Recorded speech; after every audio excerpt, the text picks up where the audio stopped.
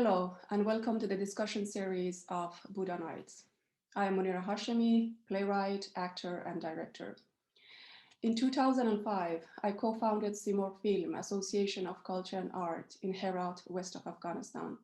March 11, 2013, I co-founded A Night with Buddha Festival to commemorate the destruction of world cultural heritage, the Buddha statues in Bamiyan. The destruction of Buddha statues in 2001, which carried out in the continuation of decades of ethnic cleansing with the aim of destroying the history of Hazara people, was beyond massacre.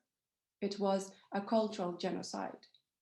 21 years later after destruction, even the remains, the empty niches of Buddha statues, are again in danger in Bamiyan. This year, we at Teater, with collaboration of Safe Haven Freedom Talks, arrange a series of discussion to understand the different aspects of destruction of cultural heritage, destroying history, forced forgetting, social discrimination, and genocide against Hazara people. Our guests for these discussions are Ali Karimi and Abdullah Mohammadi. Ali Karimi is a postdoctoral fellow in the Annenberg School for Communication at the University of Pennsylvania. He studies the history and politics of technology with a focus on the information and governance. Ali holds a PhD in communication studies from McGill University, a master's degree in communication from the University of Ottawa, and bachelor degree in film studies from Kabul University. Ali is currently working on his book project that deals with the history of information in Afghanistan. Abdullah Mohammadi is a researcher contributing to Mixed Migration Center in Asia region. His main research interests are migration culture and forced displacement among Afghans. Besides his research, he has translated many books on Afghanistan society and politics. Abdullah holds a master's degree in demography and is studying ethnic and migration studies in Linköping University, Sweden. This discussion will be moderated by Asad Buda. Asad Buda is a freelance writer. He studied sociology and Islamic theology and has worked as a lecturer and researcher in Kabul. He is the former Icon guest writer in Karlstad. Det återvändande ögat, a chapter of his personal memoir, was published in Varmland Writers Anthology. He has worked with Riksteater and Teater on a project called Little History, resulted in publishing a book under the title of Hoppets Territorium. Southern Stars and Homo saker och fåglarna på Linjegatan are his last published texts in the Ord och Bild and Gavet Brewster Art Gallery. He is also involved in visual art, focusing on the demonization of political enemies and aesthetic aspects of extremist and religion violences. Now, we take 1 minute silence for the last shocking attacks on Hazara people in Afghanistan. In these attacks, over 300 people were injured and 250 people were killed.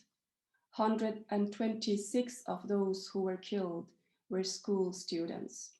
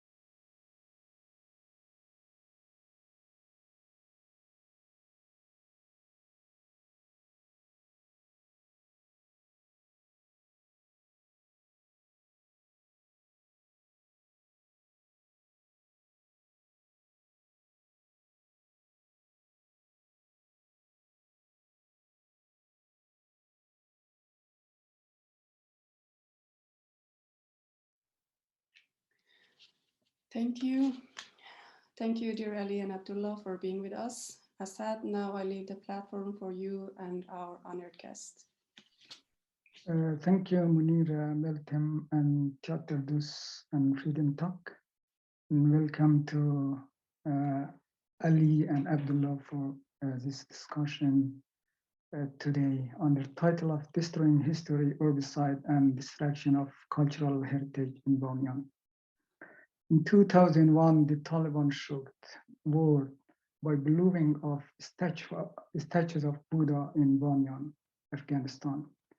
Violence is not new to Bamiyan. The valley of Bamiyan has documented its own history.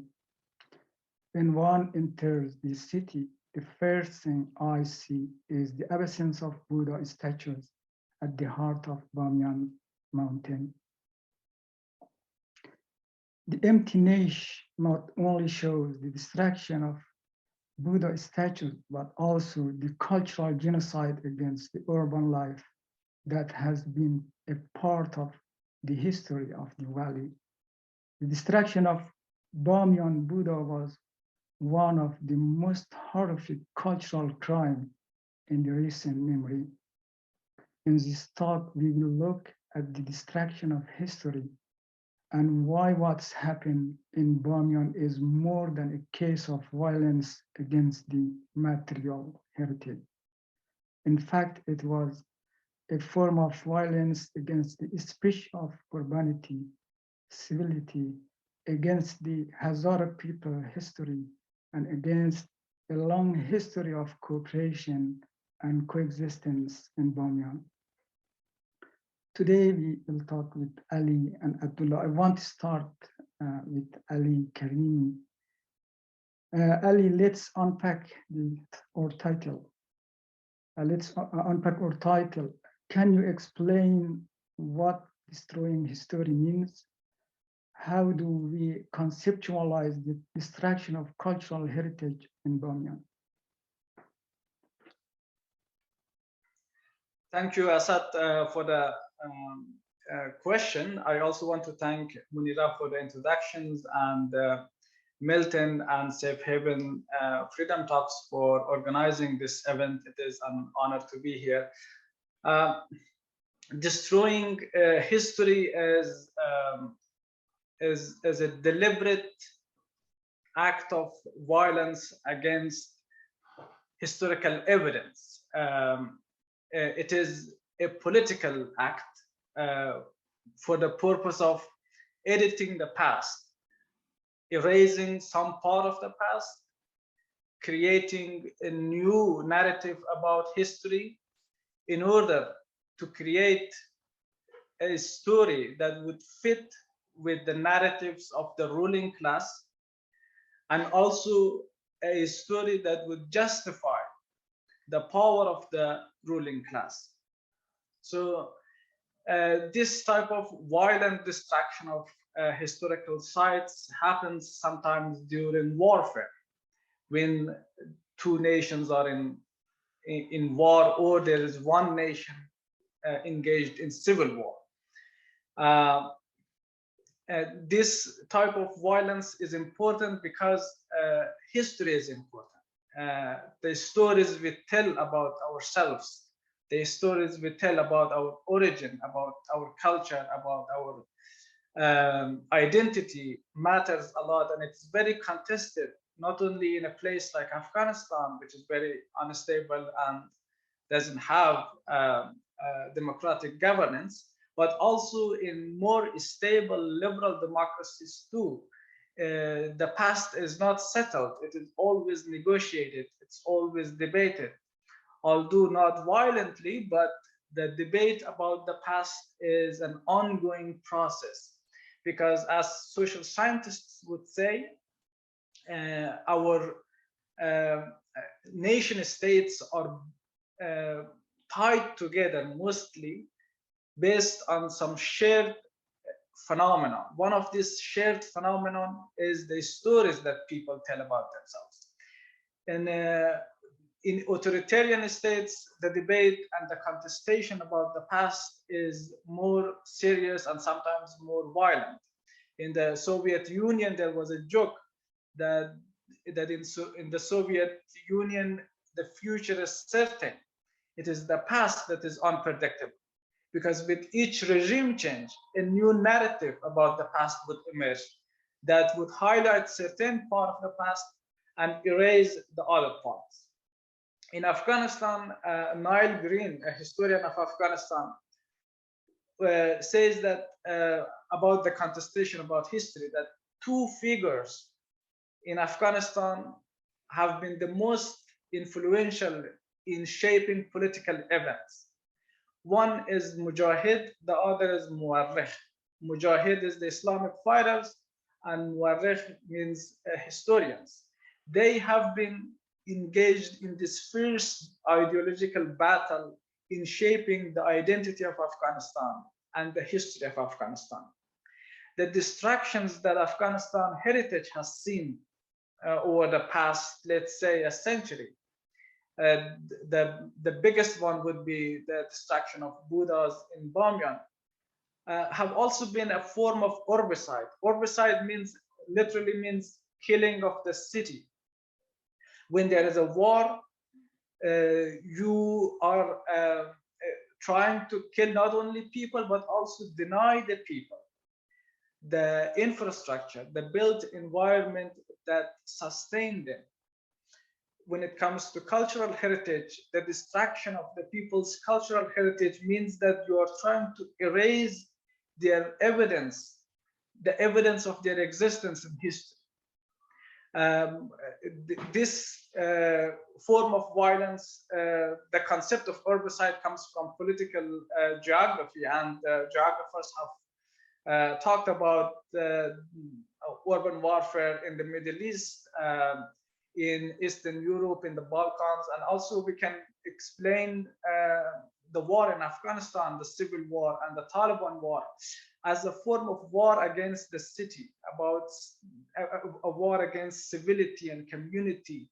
And this destruction is not only a form of destroying history, that deliberate destruction of historical evidence, but also part of this larger movement in Afghanistan, this nationalistic movement in Afghanistan, to edit the past, to erase the past in order to build new stories in their place.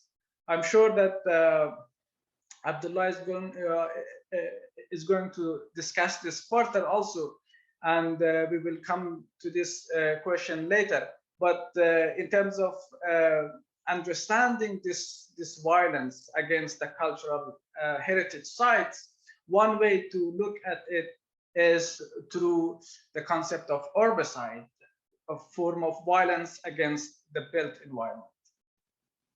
So you mean what's happening in Bamiyan is we need a new concept, a new framework for that, and it's maybe not possible to just explain by genocide. So we need the other concept, which is urbicide.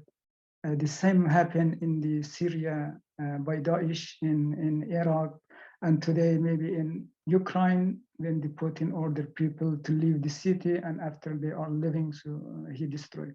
So we need a new. That is a very concept. good point. So a force, when they destroy humans, they will not hesitate destroying heritage sites. In Syria, we saw that there was a genocide going on against the Shia minorities, the Yazidis, and also the same group destroyed these World Heritage sites from the Roman era. The Taliban destruction of Buddha is part of this form of political violence. When they try to kill people, they will also kill the heritage of that people. So genocide and urbicide sometimes go hand in hand. At least it has gone hand in hand in places that we have seen violent extremism in, as you said, the Middle East and also in Afghanistan. So it's somehow to destroy the built environment to make impossible life for the people. Thank you, Ali. And so we are going back maybe to historical background of this discussion, because the Buddha statue was one of the important historical phenomena in the Bamiyan, and also part of Gandhara art, which was maybe the first form of Buddha statue, because before that, the statue of Buddha was forbidden somehow, and Buddha symbolized by lotus and by other symbols. So in this part, we are going to Abdullah. Can you tell us about the construction of Buddha statues? Who built them? When did they build them? Why and how? Thank you, Asad. Let me get this opportunity, and thanks, Seb Heaven, to provide this platform to discuss topics, timely topics, like what we are going to discuss today. To talk about Buddha statues, I think it will be relevant to give a very short background about the Bamiyan city first. So the city of Bamiyan, where Buddha statues are located, historically was one of the main trade and transit hub along the Silk Road, and had a significant place in the region economically and culturally. So in addition, the city was located on the route where many military campaigns passed through it in different periods.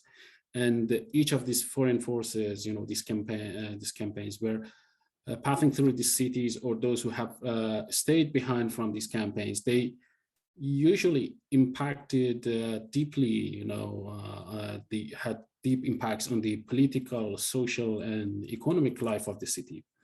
From Alexander's military campaigns to the attacks of nomadic tribes from Central Asia, or what we see in later periods, the campaigns of Arabs, Mongols, and Nader Shah. So this geographical stand along the Silk Road had led to a kind of, we can say, unique way of social and political life, which put it in close and constant interaction with other people and cultures in neighboring territories, or even farther. So the authorities of this region, dynasties who ruled this region, were also very active in terms of diplomatic, religious, and artistic relationship with other parts of the world.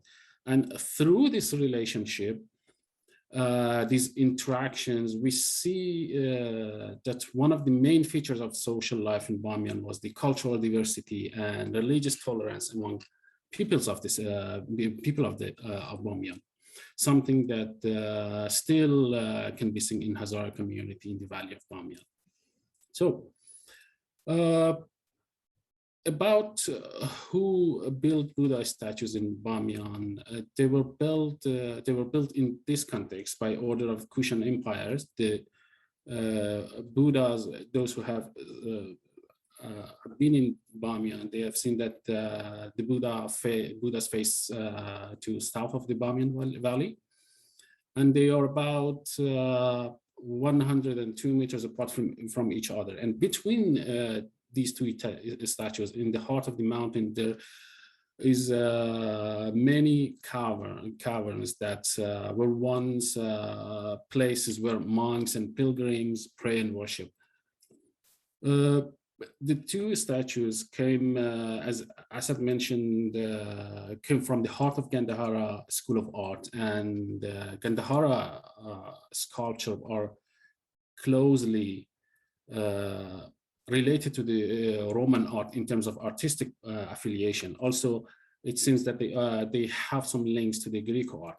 So in fact, maybe the best description of Gandhara school, as some scholars say, is that Gandhara School of Art is or was the most oriental manifestation of the art of the Roman Empire in this part of the world.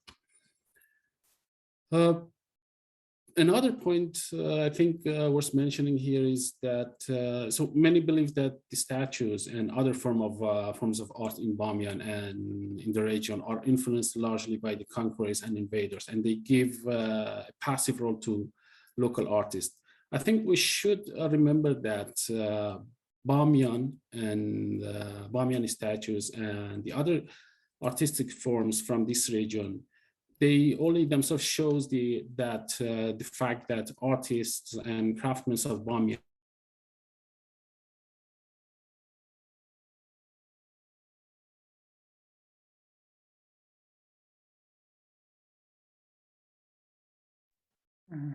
I can hear you. Kind of eclectic style, and then affected on other artistic forms in the region. A very good example of this we can see in Bamiyan painting. The oil painting that were artistically a combination of elements from East Roman art, Sasanian Persian art, and Indian subcontinent art. So the skill of Bamiyan artists in combining these elements, where they combine them in such a harmonious way that it's really difficult to say which style is dominant to the others. And then we can see the same eclectic style of Bamiyan painting later in other regions. For example, in Mingoi in Central Asia, where we can see the same exact feature of art from Bamiyan. And this feature actually gives the statue, the Bamiyan statues, its painting and other historical monuments in the region, a cosmopolitan nature. So I think we can ask now what this statues and caverns can tell us about the lives of people in Bamiyan. So one thing is, as you mentioned, as Ali mentioned, sure. In the introduction, that it was against genocide, or maybe violence against the urbanity, against the civility. So if I got from your discussion, so Bamiyan cultural heritage was very multicultural, from different people from different parts of the world: Indian, Rumian, Greek people, and the local people, and also. So if we go back again and focus on the statue of Buddha, what was the motivation of those people who built this statue? So what I can say here is that, what I learned from living in Bamiyan when I look at the Buddha statues is that, these statues themselves, they can, better than anything, depict the cultural, political, and social situation of the city. Bamiyan was at its heyday when the statues were built. Its economy was good. It was the main hub along the Silk Road. It witnessed the presence of various Buddhist and Hindu sects, and in terms of cultural and artistic activities, of course, the city was very dynamic. So at the same time, it was politically active and had important diplomatic relations with other regions.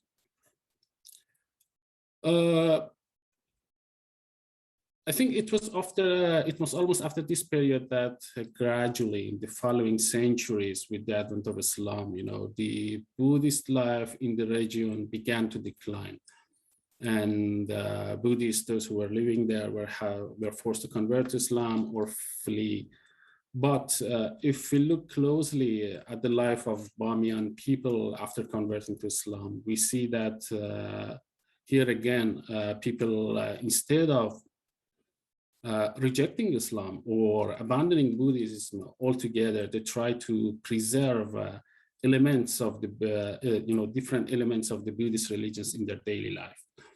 And in some occasion, they even integrated it with Islamic values. We have its manifestation in the religious tolerance of Bamiyan people under the rule of Islam to this day.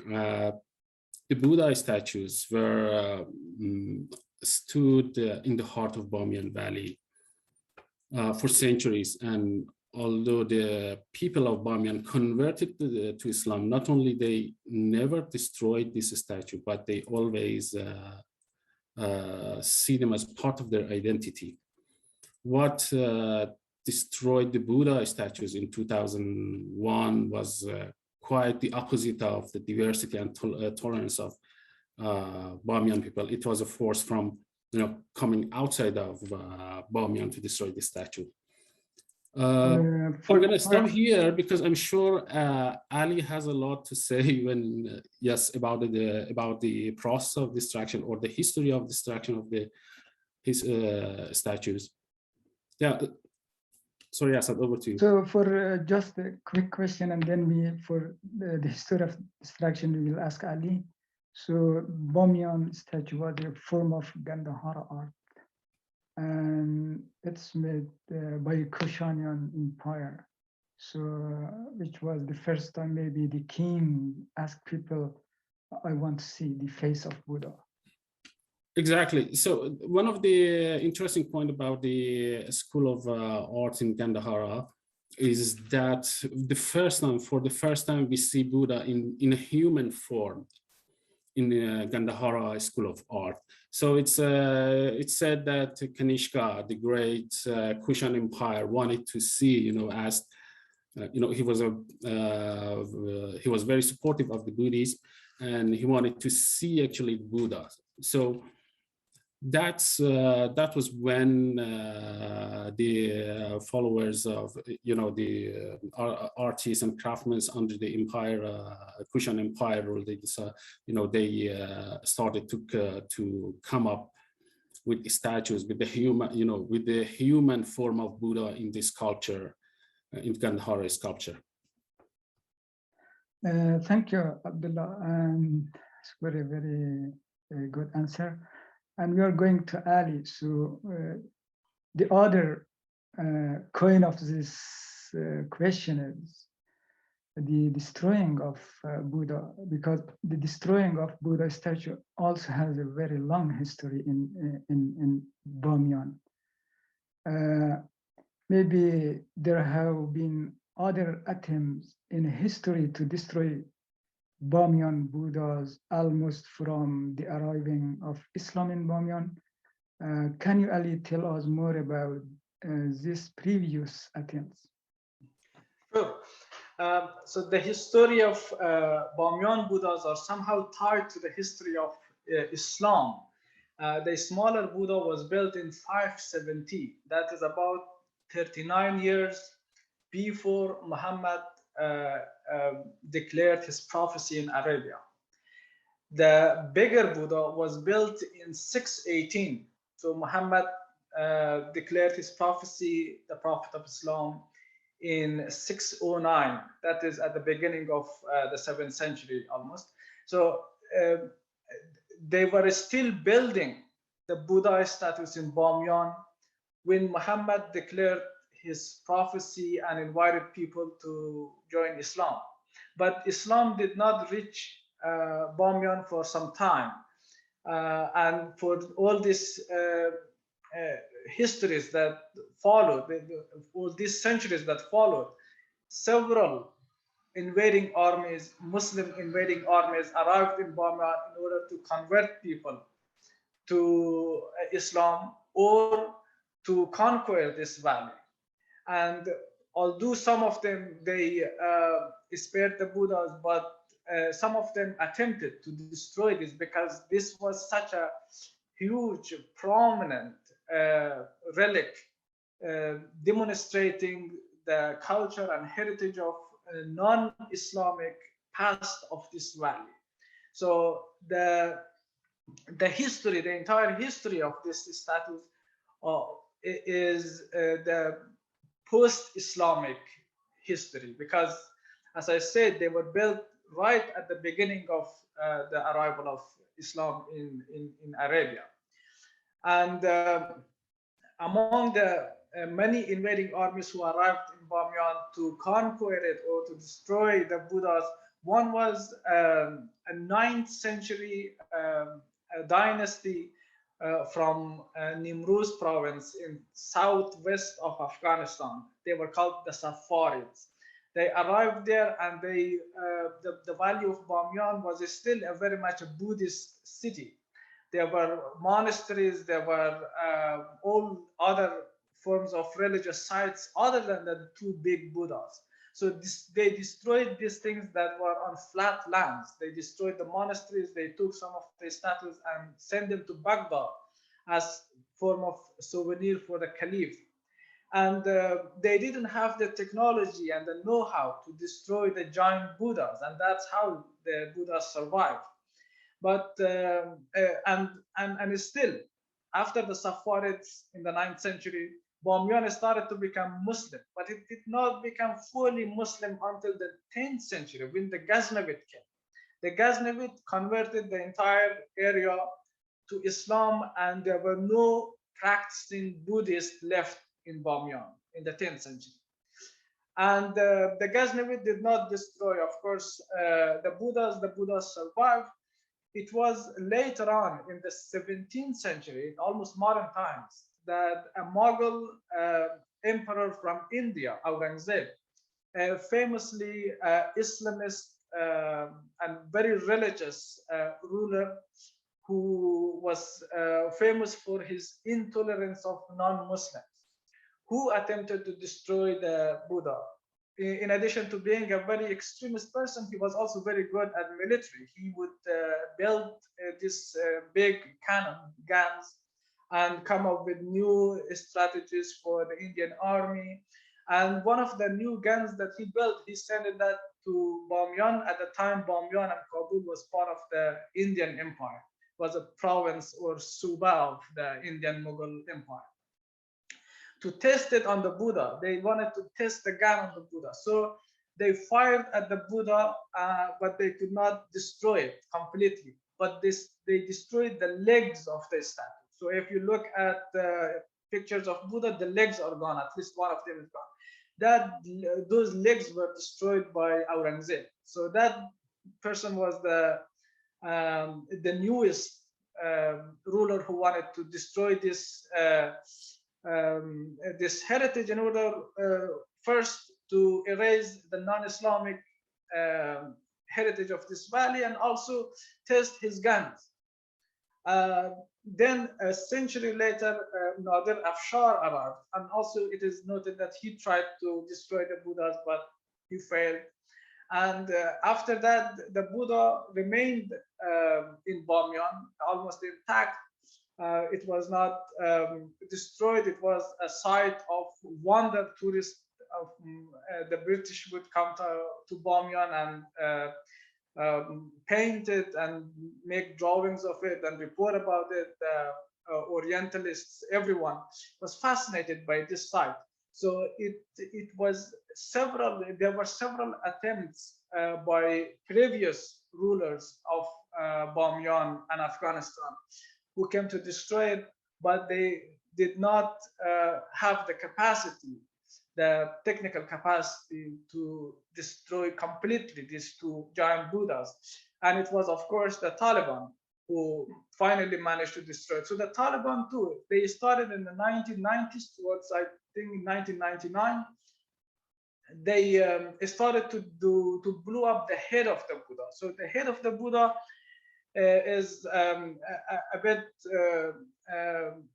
controversial because its face is erased. The ears and the chin and the lips were visible, but the eyes and the forehead and the nose were gone. Some local historians would speculate that probably because the Buddhas looked like a Hazarat, somebody came and they didn't like Hazaras, they just erased the face. But archaeologists, they believe that no, it is part of the design of the Buddha. It's part of the original feature. They did not build the face. They just left it just blank. I don't know. I cannot take sides on this because this is not my area of specialty. I think ancient historians or archaeologists should have better explanation for this. But what Taliban did, they tried to blow up the face and the head, sorry, They actually blew up some part of the head, but not all of it. But they did not continue. They left it unfinished until 2001. So one thing about the head of the Buddha, I would say that all these Islamic extremists that they are against this un-Islamic icons, they have this rigid view that the building a statue or even painting a living being is un-Islamic. It is challenging the authority of God, that yeah, I can also make a living being. So in order to destroy this, what they do is they behead the artistic object. If it is a painting, they just cut the head. Or if it is a statue, they would destroy the head. So destroying the head signifies that we have killed this art object. So it not only in Afghanistan, in India, in the Middle East, many times been this extremists, they want to destroy artistic objects like paintings or statues. They start with the head. But of course, in 2001, the Taliban, in an act of extreme violence against the history of not only this region, but also the history and heritage of the world, they blew up the entire thing, and they finished something that previous generations of extremists failed to accomplish. Thank you. As you told, the beheading is a very strong tradition in Islam. When they captured the enemy, so they beheaded. When they even killed the enemy, so they beheaded. It was a symbol of to be weaned or defeated of enemy. So as you mentioned, Abdullah, before that, there is a very, very close relationship between Bamiyan people and this cultural heritage, and somehow the statue of Buddha and the Bamiyan mountains are the mirror of these people, and they shows the rising and collapsing of these people and humiliating of them, and maybe to construct them or reconstruct them. So there is a mainstream narrative, if we come in today, that they believe the Buddha statue destroyed in Bamiyan, it was just because of religious interpretation of that statue. So the question is what's the political meaning of destroying of Buddha statue by Taliban? Is it just a religious interpretation of that, or maybe there is other reason also? Good question. Yes. Whenever there is a discussion about destruction of Buddha statues, usually the first reason behind the destruction mentioned is the religious fundamentalism, that it was the result of Taliban religious ideology, or that the Taliban saw it as a symbol of idolatry or politism. But I think reducing this act of destruction to a religious motive is a kind of a simplification of the issue. As so as Ali said, if we look at the history of this region, there have been people who try to destroy these statues, and all of these movements kind of came from outside of the region, outside of Bamiyan, whether it be Nader Shah, Ghaznavid, or Aurangzeb. So they all had their own motives. There was a religious motive in all of them. However, for the Taliban, I think there is another aspect that has a few, it didn't receive much attention yet, and it's the ethnic nationalism, which goes hand to hand with religious fundamentalism here in Afghanistan. If we ignore this link without looking at the context in the Afghanistan contemporary history, it will mislead us. I think the act of destructing Bamiyan statues is one of a series of measures that have been going on in Afghanistan for more than 2 centuries in order to reshape the history of this country, as Ali mentioned. And reshaping this history means destroying the past and anything that has any relation to it, and anything that can confront with the newly forged history. Whether it's a text, it's a book, it's a monument, story, an archaeological site, or even people themselves. So the Taliban reason for destroying the Buddha must be understood in line with the efforts of the late Pashtun-dominated government in Afghanistan, who tried to rewrite the country's history and come up with a fake Afghan identity.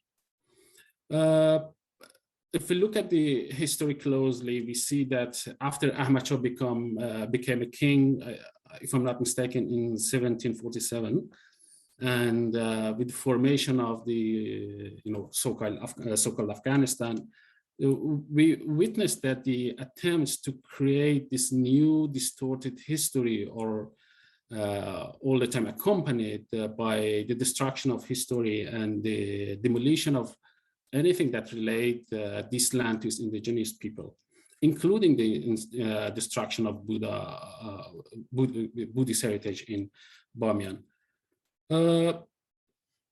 It was in 16th centuries that Pashtuns came from India to the areas which is now Pakistan and Afghanistan border areas, and they took power in the context of conflict between India, Mughal Empire, and the Safavid in Iran.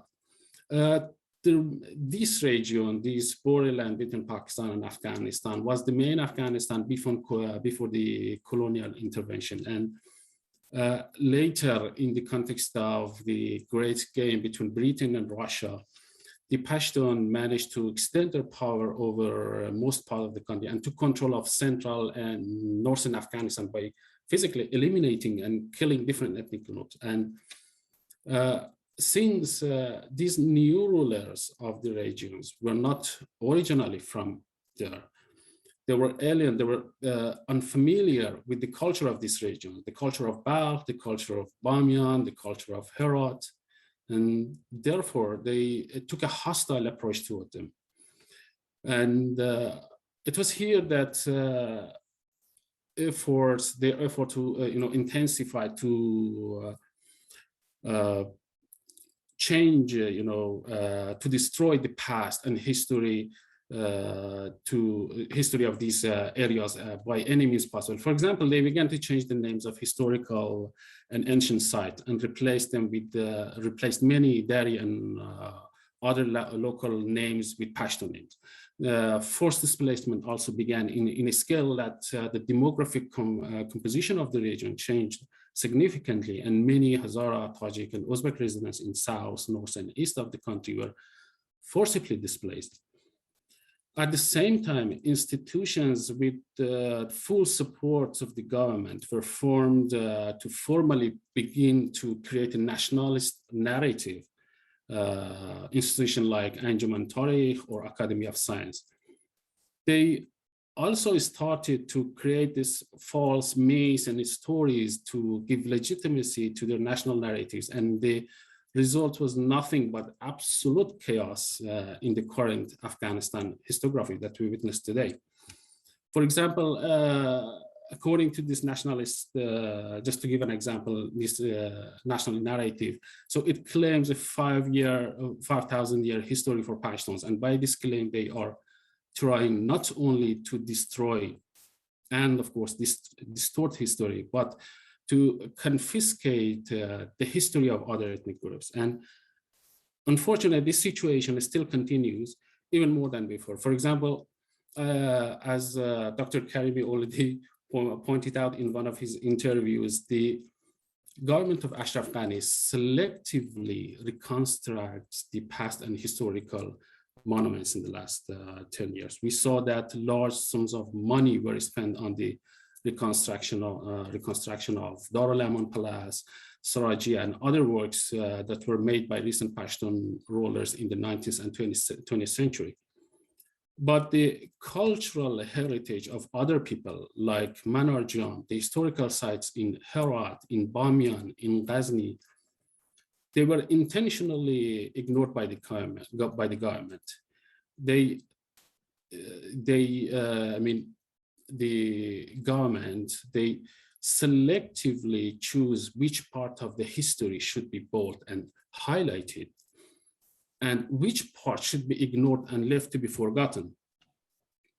In one word, the destruction of Buddha statues as a historical and cultural heritage of Hazara people must be understood in the context of a kind of wider process of cultural, social, and political exclusion of Hazara people from the society. Now that the Taliban are back in power, the situation will become worse for Hazara, even worse than before, as we can see these days. And it's because the Taliban is not just a religious ideology, but an ethnic process in its nature, and religion is just a political tool for them to cover this fact. Thank you, Abdullah. As you told, so the destruction of Buddha statue is a part of maybe a reconstruction of ethno-nationalism history. So it was not just, it doesn't have just a religious message. It is a kind of distortion of collective memory, distortion of history. I know we come back again to Ali Karimi. I think we don't have so much time. Ali, as Abdullah mentioned, there is an understanding that there is a relationship between people who are living or in Bamiyan and this cultural heritage and this history.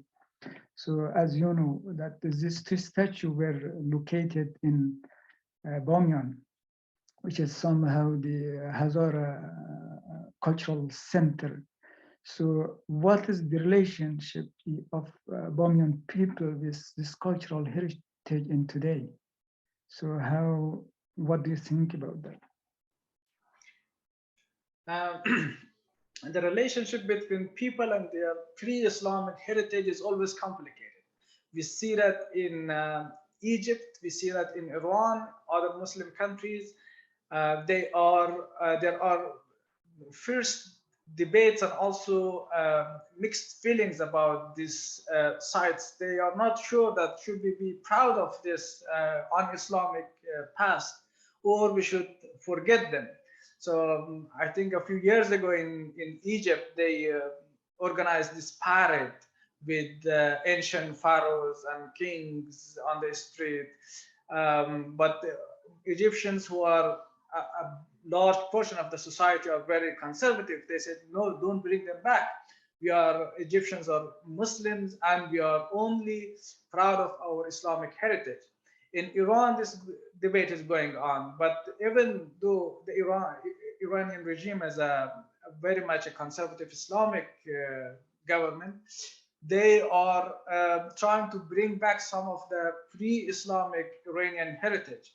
The Shah was more proactive. He was trying to reinvent the contemporary Iran in the image of this ancient Persian past, even changing the calendar of the country to the ancient calendar.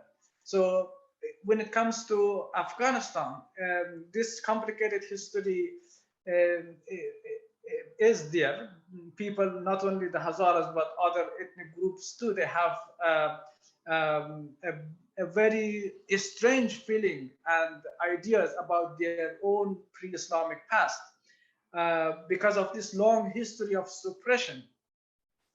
They don't remember much about the past. Our only evidence is this material heritage, the remnants of this pre-Islamic era. But we don't know much about them because the Islamic culture and the Arab culture has been very overwhelming. It washed out the previous memories and cultures and identities of people. So, but when it comes to the Hazaras in Bamiyan, they have a very interesting relationship with these two giant Buddhas.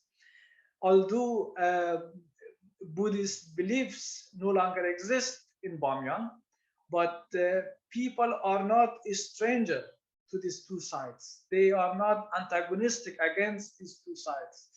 They appreciate them. They make up stories about them. Among the locals, the smaller Buddha is called Shamaman, the larger one is called Salsal, and the smaller one is perceived as a female figure, and the larger one as male. So they have built up these stories, folkloric tales, poetry about these two giant Buddhas, and they have this intimate relationship with them, but not in a religious way. They are still Muslims. They still believe in Shia or Sunni Islam, but they have no desire, I think, to return to Buddhist beliefs. But they see these sites as their own. They don't see them as some stranger things that they have nothing to do with.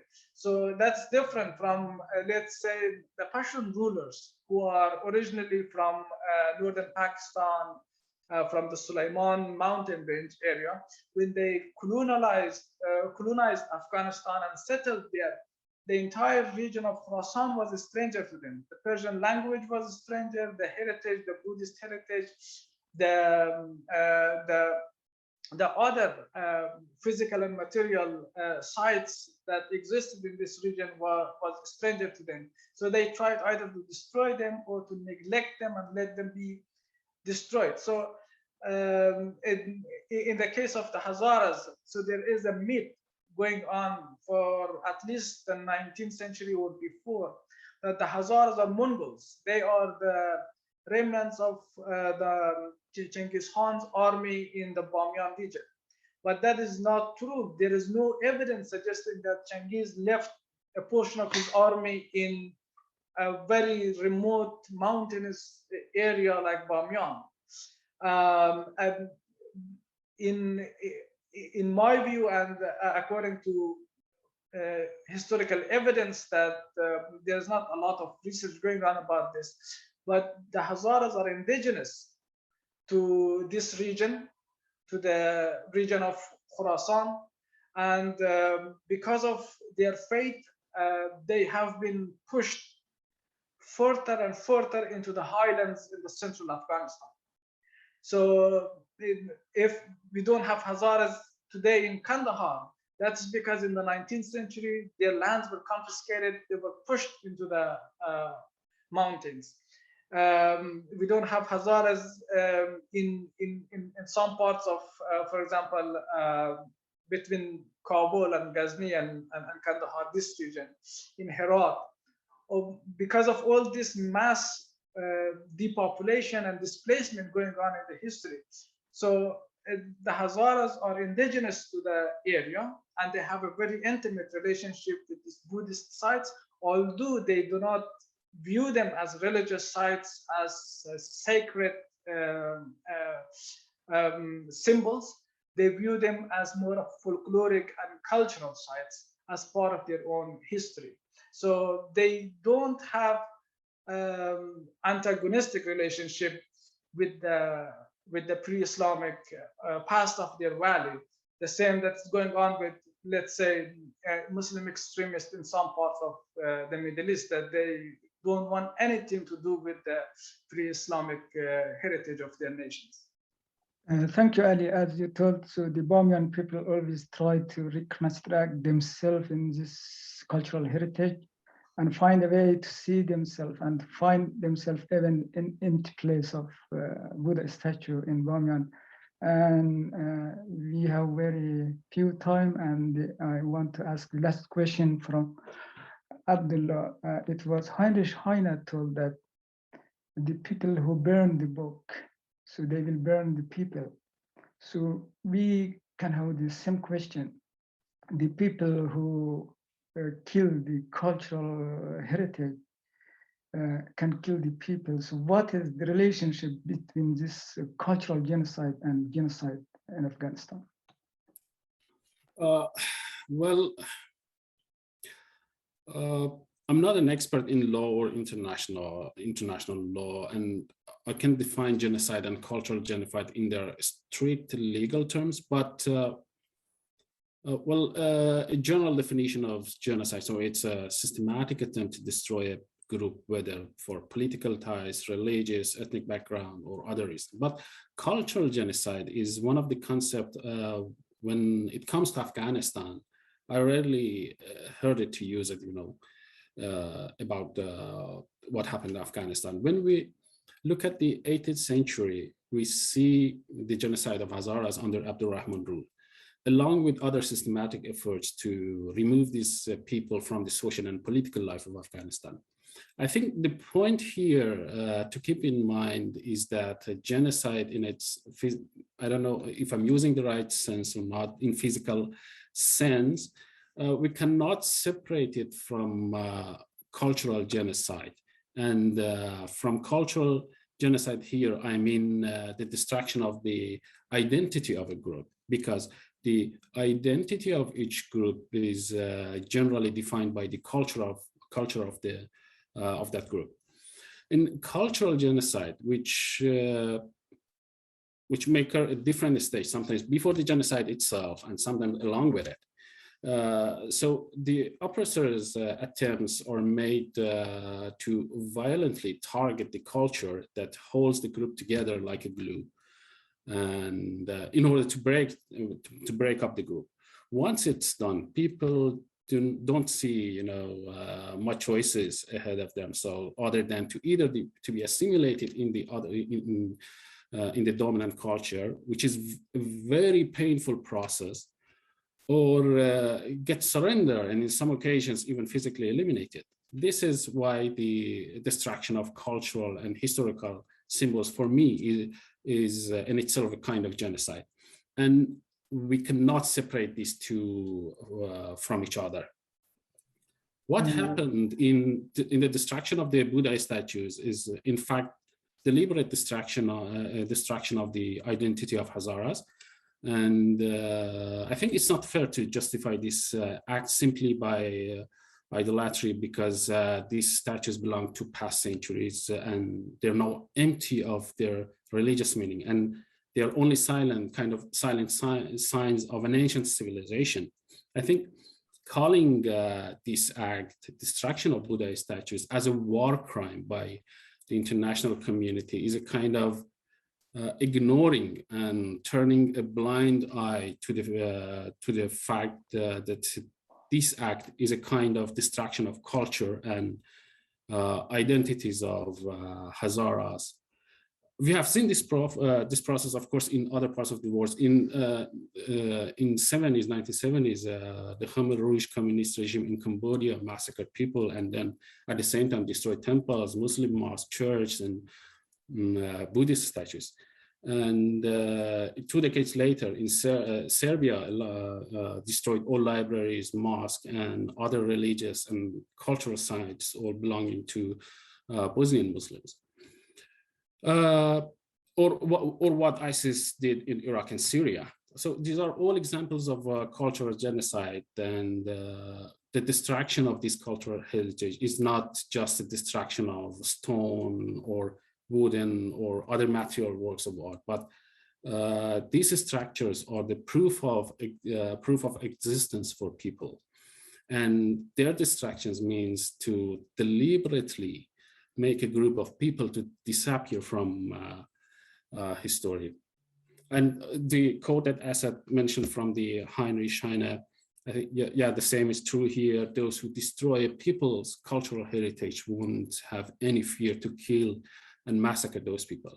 We have witnessed this so many times in human history that we can say that the destruction of Bamiyan Buddhas is an act of cultural heritage, and ignoring it or reducing it to something like a criminal act will make Taliban and other groups with the same mindset to become more aggressive in their nationalist agendas.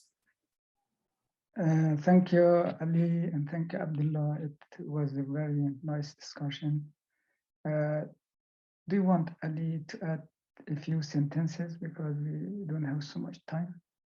Yeah, I noticed that we're running out of time.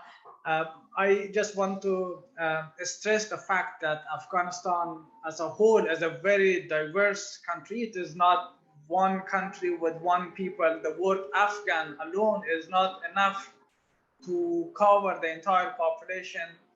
To understand Afghanistan, to understand the conflict in Afghanistan, we need to look at the cultural diversity of this country and to understand different people's different histories and identities. And when it comes to the Hazaras, the experience of the Hazaras throughout the modern history of Afghanistan is a very good way to understand the true politics, the culture of this country. And especially it is true now that the Taliban is ruling the country. We sometimes hear from foreign reporters that, oh, Afghanistan's war is ended, now it is so peaceful, you can travel everywhere, there is security everywhere. But that is false. If you want to assess the situation, the security in Afghanistan, ask the Hazaras. Hazaras, the war against the Hazaras is still going on. Last week, hundreds of school kids were blown up in a suicide attack. At least 30 to 60, the numbers are not known, 60 worshippers in Mazar were killed in just the day after the bomb on the schools. So this brutal war, the mass killing of the Hazaras is still going on, while foreign reporters go to Taliban and talk to them and just have tea with them and then write that, oh, Afghanistan is so peaceful, there's no war going on. Yes, the war against the Pashtun is going on because the Taliban were doing the war.